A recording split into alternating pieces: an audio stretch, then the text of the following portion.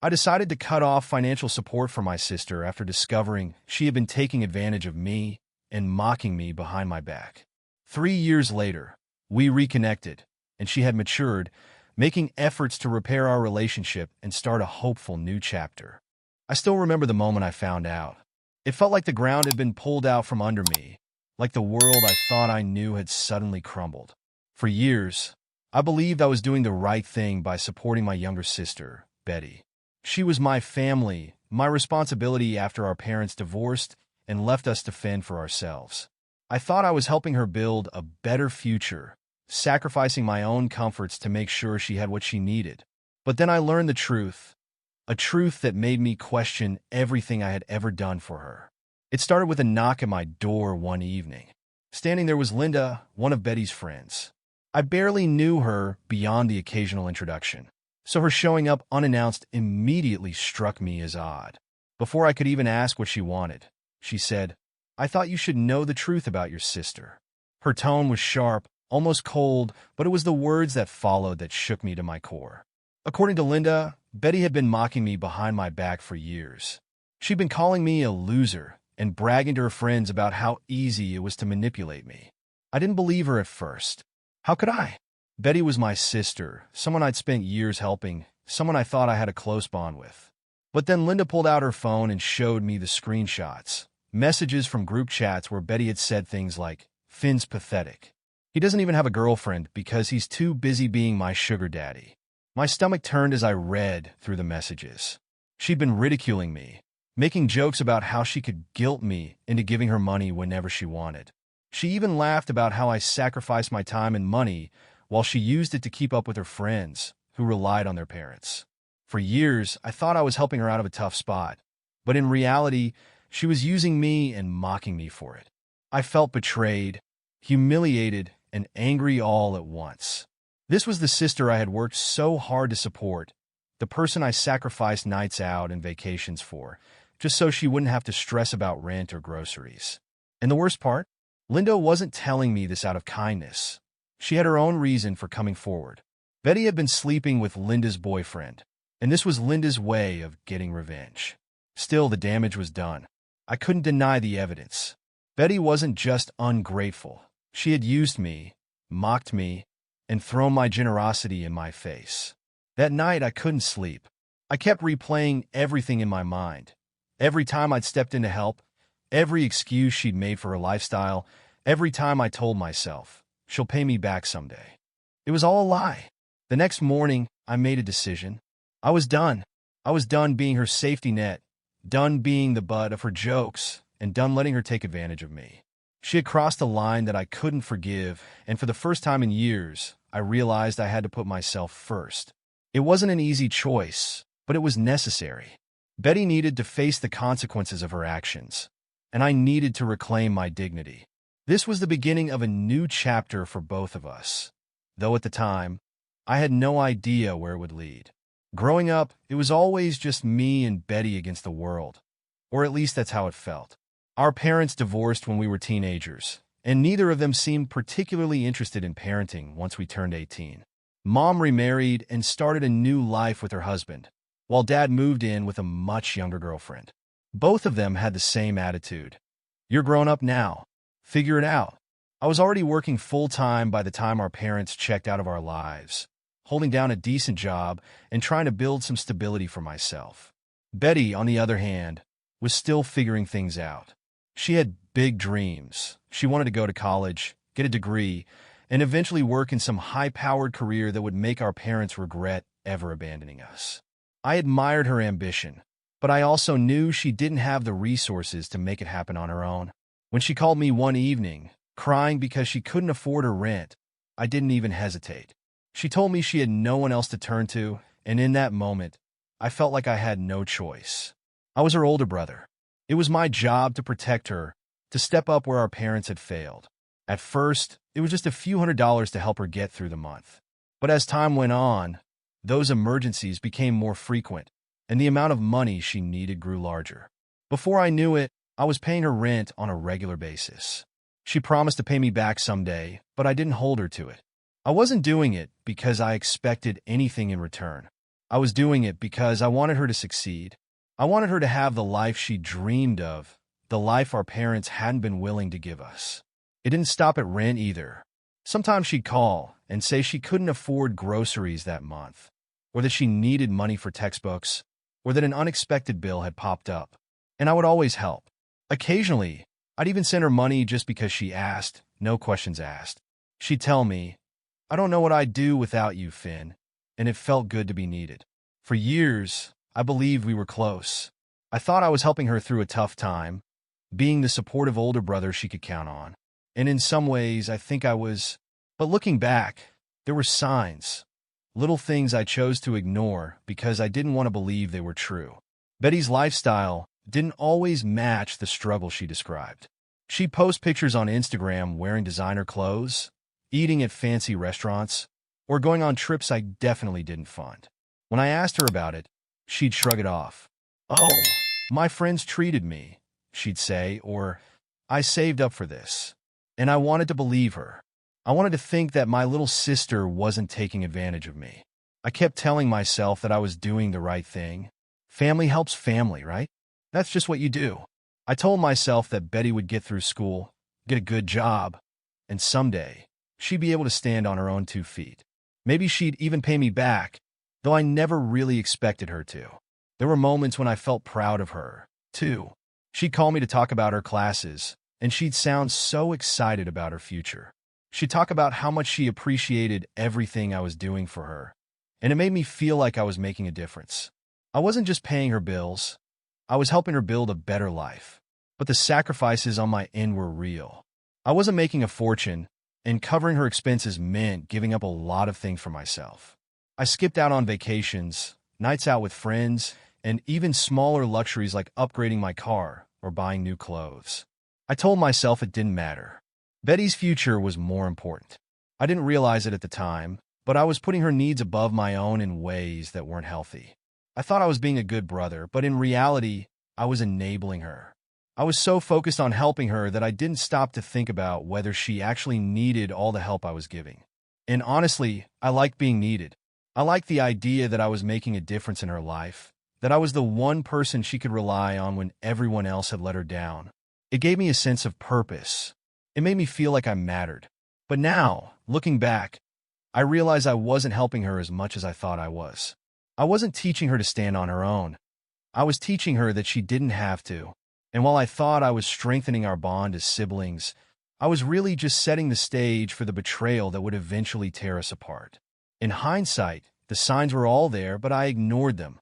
At the time, I was so focused on helping Betty that I convinced myself her actions weren't a big deal. I wanted to believe in the image I had of her, the hardworking, determined younger sister who just needed a little help to get through a tough time. Looking back, I can see how blind I was, but in the moment, I dismissed every red flag that came my way. One of the earliest signs was Betty's lifestyle. She claimed to be struggling to make ends meet, relying on my financial support to pay her rent, buy groceries, and cover other expenses. Yet, her social media told a very different story. She would post pictures of herself in designer clothes, eating at fancy restaurants, or hanging out with friends at upscale bars. There were even photos from trips, weekend getaways to the beach, ski trips in the winter, and spa days with her friends. I didn't fund any of that, and it didn't add up. When I asked her about it, she always had an excuse ready. "Oh, my friends treated me," she'd say casually. Or, "I saved up for this one." She was so convincing that I didn't question it too much. I told myself she deserved to have a little fun, that she shouldn't feel guilty for enjoying life even if she was struggling financially.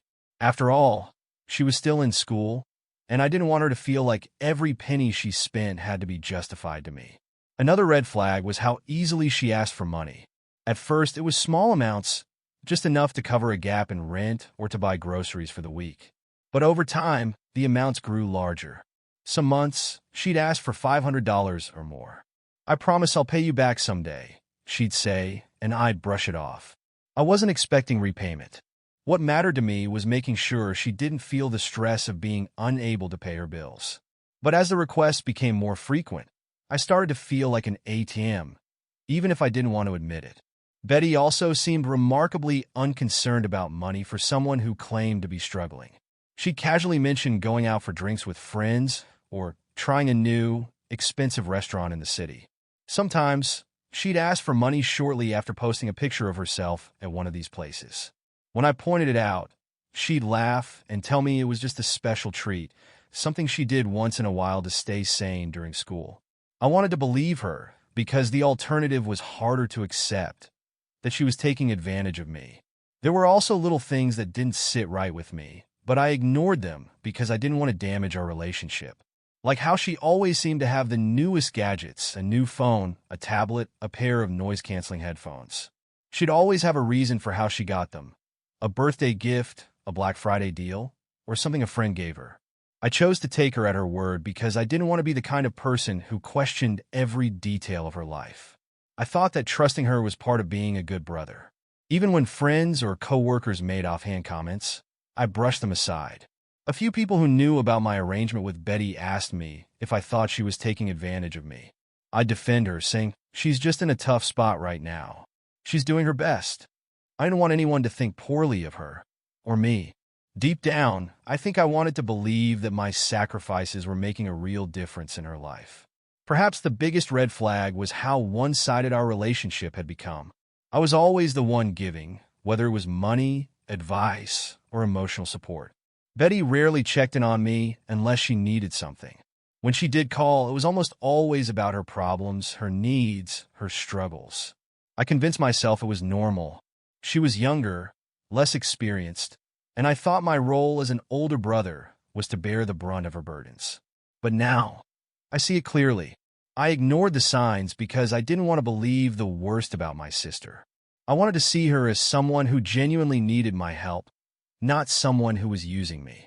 And for a long time, I let that belief blind me to the reality of our relationship. By the time I finally realized the truth, the damage had already been done. The moment I found out the truth about Betty is something I'll never forget. It started with a knock on my door one evening, completely out of the blue. Standing there was Linda, one of Betty's friends. I barely knew her, just enough to recognize her face from a few times Betty had brought her around. She looked serious, almost determined, and before I could even ask why she was there, she said, "I thought you should know the truth about your sister." Her tone was sharp, her words direct, and something about the way she looked at me made my stomach drop. Still, I wasn't prepared for what came next. She told me that Betty had been mocking me behind my back for years. According to Linda, Betty called me a pathetic loser to their friends. She joked that I didn't have a girlfriend because I was too busy playing sugar daddy to her. And the worst part? Betty had been bragging about how easily she could guilt me into giving her money whenever she wanted. At first, I didn't believe it. It sounded too cruel, too far removed from the sister I thought I knew. "You must have misunderstood," I said, trying to give Betty the benefit of the doubt. But Linda didn't back down. She pulled out her phone and showed me screenshots of group chats. There they were, Betty's exact words, written in black and white for me to see. I read messages where she laughed about how she could manipulate me, how I was such a pushover, that she could get whatever she wanted with a sob story. I felt sick. My hands shook as I scrolled through the messages, each one worse than the last. This wasn't just a misunderstanding or a bad joke taken out of context. Betty had been ridiculing me for years while using my generosity to fund her lifestyle. Everything I had done for her, every rent payment, every grocery bill, every extra $300 or $500 I sent her because she asked, had been turned into a joke, something for her to laugh about with her friends. But Linda wasn't done yet. She admitted that she had her own reasons for coming to me. As it turned out, Betty had been sleeping with Linda's boyfriend behind her back. This wasn't just about helping me, it was revenge. At first, I didn't know what to think. Linda's motives were clearly self-serving, and part of me wondered if this was all just a way to hurt Betty. But the screenshots didn't lie. No matter why Linda was telling me, the truth about Betty's betrayal was undeniable. I couldn't sleep that night. I stayed up, staring at the ceiling, replaying everything in my mind. I thought about all the times Betty had called me in tears, asking for help.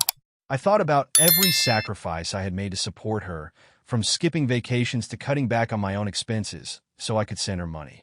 I thought about the nights I stayed late at work to pick up extra hours because I knew she needed help with rent. And now I was realizing that none of it had been appreciated, not in the way I thought it was. Betty hadn't just taken my help for granted. She'd weaponized it. She turned my kindness into a punchline, something to entertain her friends. The betrayal wasn't just in the money. It was in the trust one had placed in her, the belief that I was doing something meaningful for someone I loved. By morning, my anger had replaced the initial shock. I decided I wasn't going to let this slide. Betty needed to know that I knew, and she needed to face the consequences of her actions. But more importantly, I needed to reclaim my dignity. For too long, I had let myself believe that my role as her older brother was to fix everything for her. Now, I realized that by doing so, I had enabled her behavior. The next day, I put together a plan. I printed out the screenshots Linda had given me, determined to confront Betty directly. I didn't want her to have any chance to deny what she had done. I wanted her to see that I knew everything, that the years of manipulation, the mockery, and the lies had finally caught up to her. Looking back, I realized that moment was a turning point for both of us. For me, it was the beginning of setting boundaries and putting an end to a toxic dynamic that had gone on for far too long. For Betty, it was the moment her carefully constructed web of lies began to unravel. At the time, I didn't know how things would play out, but I knew one thing for certain. I was done being her safety net, and she was about to find out what it meant to face the consequences of her actions. Confronting Betty was one of the hardest things I've ever done. I walked into it feeling both furious and heartbroken, a mix of emotions that I wasn't sure how to handle. For years, I had been her unwavering supporter, the one person she could always count on. Now, I was about to shatter that dynamic and force her to face the reality of her actions. I knew it wouldn't be pretty, but I also knew it had to be done. The morning after Linda's visit, I showed up at Betty's apartment. She greeted me at the door with a smile, completely unaware of what was about to happen. "What's the occasion?" she asked, her voice cheerful as ever. I had told her I was coming by with a surprise, and she seemed to think it was some kind of gift. In a way, she wasn't wrong. What I was about to give her was a rude awakening. As I stepped inside, I couldn't help but notice how nice her apartment looked. It was far from the struggling, bare-bones existence she had painted for me over the years. The place was decorated with designer throw pillows, a brand-new coffee maker sat on the counter, and there were fresh grocery bags from an upscale store sitting in the corner. The sight of it all made my blood boil, but I bit my tongue and forced myself to keep calm. We sat down, and I started with small talk. I asked her about her classes, her friends, and how life was going. She chatted away, completely at ease, as if everything was normal. Then she mentioned a new restaurant she and her friends had tried the night before. "It was so good," she said. "A little pricey, but worth it. You have to treat yourself sometimes, right?" That was my opening. "Speaking of treating yourself," I said, leaning back in my chair, "I ran into Linda yesterday." Her smile faltered for just a second before she recovered. "Oh, Linda? What did she want?" she asked, her voice casual, but with an edge of nervousness. I didn't answer right away. Instead, I reached into my bag and pulled out the folder I had brought with me. Inside were the screenshots Linda had shown me, printed out and ready for confrontation. I placed them on the coffee table in front of her. "Would you like to explain this?" I asked. Betty froze. For a moment, she just stared at the papers like they were going to explode. Then she laughed nervously. "Linda must have doctored these," she said, waving her hand dismissively. "You know how she is. She's always stirring up drama." I didn't let her off the hook. I started reading the messages aloud, word for word. Her own words, the insults, the jokes, the blatant mockery, hung in the air between us. As I read, her excuses dried up, and the color drained from her face. For the first time in years, Betty had nothing to say. "Let me get this straight," I said, my voice rising as I tossed the papers back onto the table. "You call me a loser. You told your friends I'm some pathetic brother with nothing better to do than finance your lifestyle. And you think it's funny to brag about how easy it is to take my money." Her eyes filled with tears.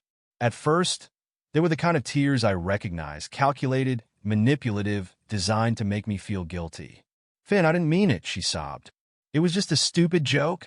You know how people talk in group chats. It doesn't mean anything. Save it. I snapped. I'm done, Betty. I'm done paying your rent, sending you money, and bailing you out. You can figure it out on your own now, just like Mom and Dad said. Don't bother calling me to beg. You're on your own. That was when her panic set in. She fell to her knees, grabbing my arm and sobbing like her life depended on it. Please, Finn. I'll change. I swear I'll make it right. Don't leave me like this. But I wasn't buying it. For years, I had fallen for her tears and promises, and every time I ended up right back where I started, taken advantage of and laughed at. This time was different. I don't need you to apologize, I told her. I need you to grow up. I left her there, crying on the floor of her overpriced apartment. Walking out the door, I thought I'd feel triumphant, like I'd finally taken back control of my life. But as I drove home, all I felt was anger. Anger at her for using me, anger at myself for being so blind, and even anger at Linda for forcing me to face a truth I didn't want to see. The fallout was immediate. Betty was evicted within a month, unable to pay her rent without my help. She moved in with Mom and her stepfather, who weren't exactly thrilled to have her. She bombarded me with texts and voicemails, begging me to reconsider, promising she'd change, and even trying to guilt-trip me. But I held firm. I ignored every message, every call, every plea. For the first time in years, I wasn't Betty's safety net. And while it felt like I had reclaimed some part of my dignity, it also left a hole in my life. Betty was my sister, someone I had once trusted completely. Cutting her off felt like cutting off a part of myself, but I knew it was the right thing to do. If she was ever going to grow up, it had to start here. And for me, it was time to start prioritizing my own life for once. After I walked out of Betty's apartment, I thought I was prepared for what would follow. I knew cutting her off would cause immediate repercussions. I expected the phone calls, the texts, the guilt trips, all the ways she had manipulated me in the past to get what she wanted. But even knowing all that, I wasn't prepared for the depth of Betty's desperation. The fallout began within days. At first, Betty texted me with messages that tiptoed around the issue. Hey Finn, I hope you're doing okay. Can we talk soon? She wrote. I ignored it. 2 days later, the text became more direct. I'm late on rent this month. They're giving me until the end of the week to pay, or they'll start eviction proceedings. I really need your help just this once. I promise it won't happen again. The audacity of her message made me laugh out loud. After everything she had said and done, she still thought I'd swoop in to save her. When I didn't respond, the messages turned into calls. Betty left voicemails, crying and begging me to reconsider. I know I messed up, Finn, she said in one. But please, you can't just leave me like this. I don't have anyone else. Her tone alternated between remorseful and accusatory, like she couldn't decide whether to apologize or blame me for her situation. Each message was more frantic than the last, but I held my ground. I had made my decision, and I wasn't going to let her manipulate me back into the cycle we had been stuck in for years. Within weeks, Betty was evicted from her apartment. She had no choice but to move in with our mom and stepfather, though she clearly wasn't happy about it. Our mom, who had always been distant at best, wasn't particularly welcoming. Frankly, I'm not thrilled to have her here, Mom told me when I called to check in. But maybe this is what she needs, a reality check. She's been spoiled for too long. Hearing that from Mom, who had rarely taken responsibility for us growing up, was both surprising and validating. Still, Betty didn't stop her attempts to pull me back in. She reached out to other family members, spinning a story that painted her as the victim and me as the heartless brother who had abandoned her. She called our Aunt Carla, claiming she needed money for unexpected bills. Carla, concerned, texted me to ask what was going on. She made it sound like you left her high and dry, Carla said. I was about to send her $1,000, but I thought I'd check with you first. This wasn't an isolated incident. Over the next few weeks, I heard from 2 cousins and even my dad, all of whom had been approached by Betty with the same sob story. Each time, I explained the truth, that I had supported her financially for years and finally decided to stop enabling her behavior. Most of them were shocked. She made it sound like you were the problem, one cousin said. I'm so glad I talked to you first. But Betty didn't stop with family. In a move that pushed my patience to its limits, She tried to drag my professional life into her mess. One morning, I walked into the office to find a note on my desk from Sarah, one of the administrative assistants. A woman named Betty called here yesterday. The note read. She said it was urgent and needed to talk to you. I didn't give her any information, but I thought you should know. I felt my blood boil. Calling my office was a new low, even for Betty. That night, I called her directly, my anger barely contained. She answered on the first ring, her voice instantly shifting into a mix of relief and pleading. Finn, I'm so glad you called. I cut her off. What the hell do you think you're doing, calling my office? I demanded. She hesitated. I didn't mean anything by it, she said quickly. I just didn't know how else to get in touch with you. You weren't answering my texts. That's because I don't want to talk to you. I snapped. Do you even hear yourself? You've lied to everyone, Mom, Carla, our cousins. And now you're trying to drag my work into this? I'm done, Betty. Don't contact me again. She started to cry, but I hung up before she could say another word. For weeks afterward, I braced myself for whatever she might try next. But surprisingly, she went silent. No more calls, no more texts, no more attempts to contact me or my coworkers. It was almost eerie how quickly she disappeared from my life. Despite the silence, I couldn't shake the lingering anger and guilt. Cutting her off had been the right decision, but after years of being conditioned to help her, part of me still felt responsible. I wrestled with those feelings for months, but ultimately, I knew I had done what was necessary. Betty's desperation wasn't my responsibility anymore. It was hers to face and overcome. The 3 years that followed my confrontation with Betty were, in many ways, the most peaceful years of my life. For the first time in what felt like forever, I wasn't fielding constant calls and messages from her, asking for money or making excuses for why she needed help. There were no guilt trips, no manipulative pleas, no fabricated emergencies. It was as though she had vanished completely, and I told myself that was exactly what I wanted. At first, the silence was a relief. I had spent so long sacrificing my time, energy, and finances for Betty that I almost didn't know what to do with myself once I didn't have to anymore. I started focusing on my own needs for a change, rebuilding my savings, pursuing hobbies I had put on hold, and reconnecting with friends I'd unintentionally neglected. It felt good to finally put myself first, to reclaim the time and energy I had poured into someone who hadn't appreciated it. But as time went on, the silence started to feel strange. Betty wasn't just a friend or a distant relative. She was my sister.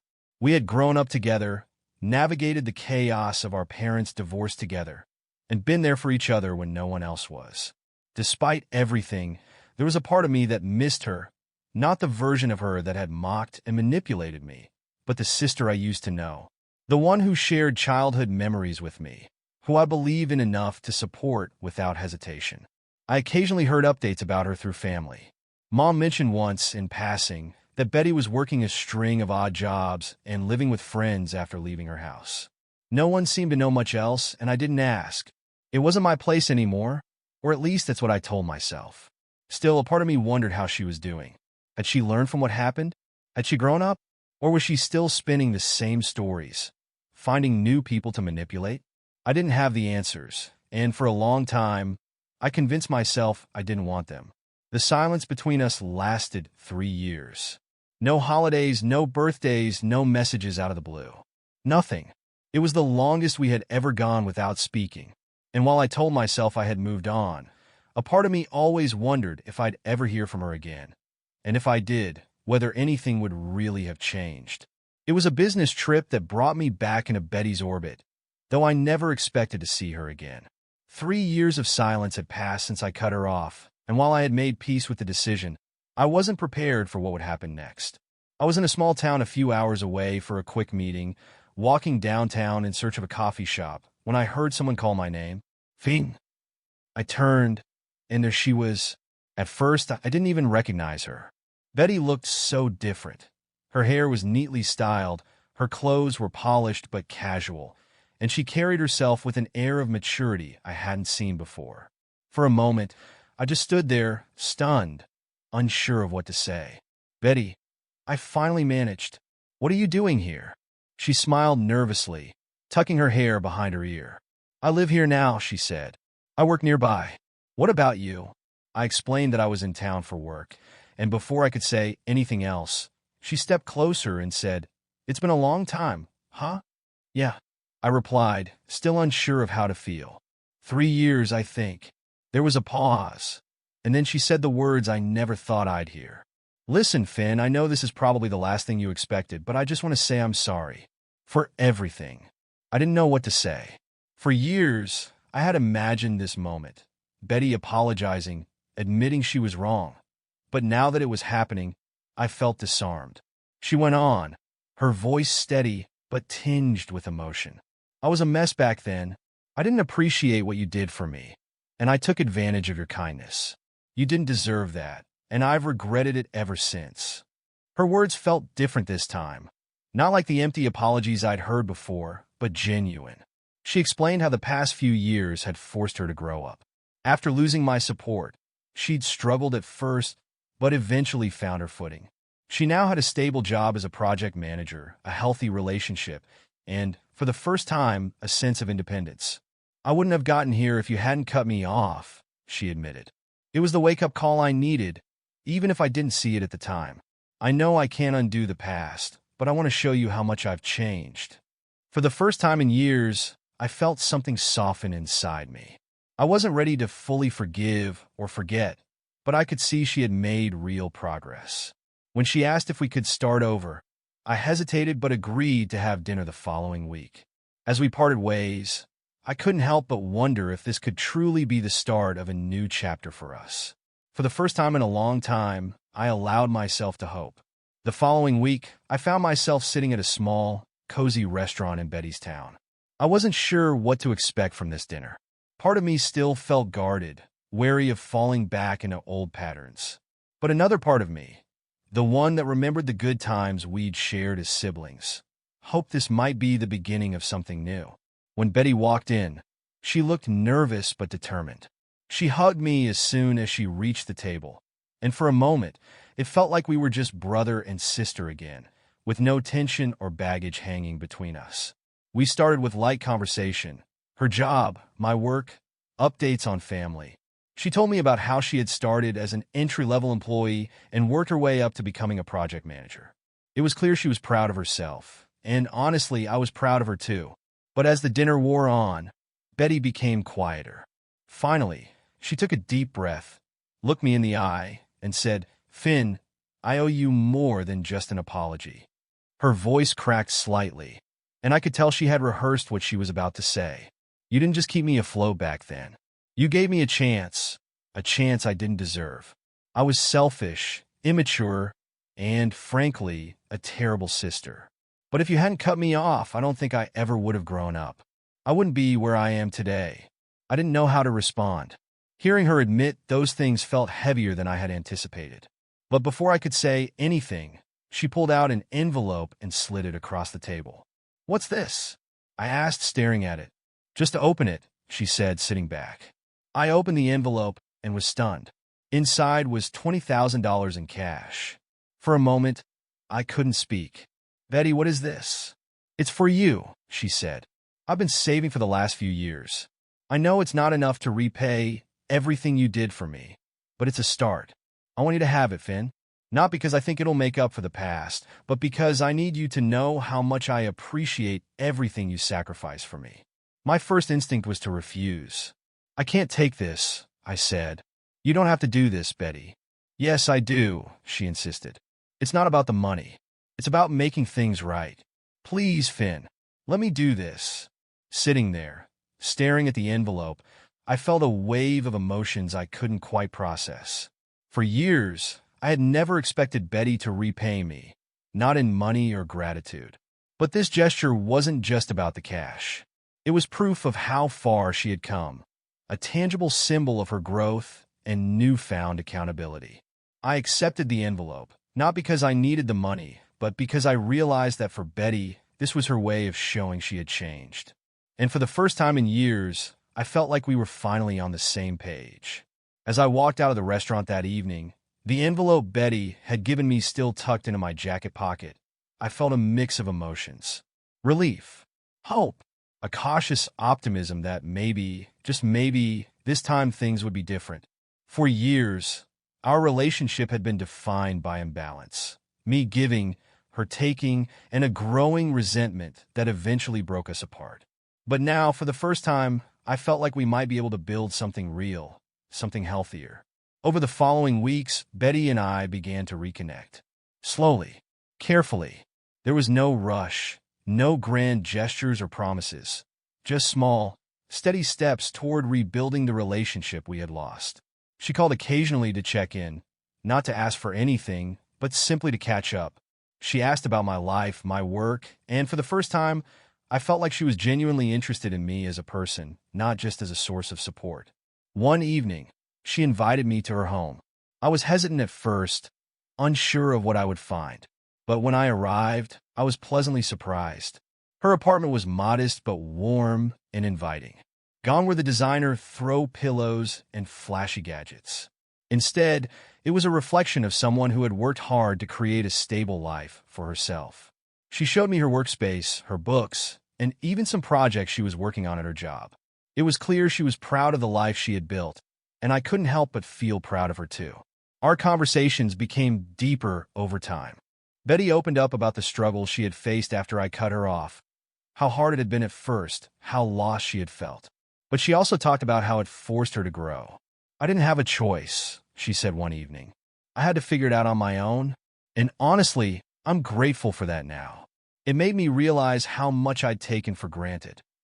Hearing her say those words meant more than I could have imagined. For years, I had carried the guilt of cutting her off, even though I knew it was the right thing to do. But now, I saw that it had been the turning point she needed. It hadn't been about punishing her. It had been about giving her the opportunity to take responsibility for her own life. Betty and I will never have the relationship we had as kids. Too much has happened, and there are wounds that time won't fully heal. But we found a new kind of bond, one built on mutual respect and understanding. Sometimes, happy endings don't look the way you expect them to. They're messy, complicated, and require hard work from both sides. But sitting across from Betty at dinner, laughing about something trivial and feeling a genuine connection, I realized that our new beginning, was worth it. We had both grown, and for the first time in years, it felt like we were finally on the same path forward.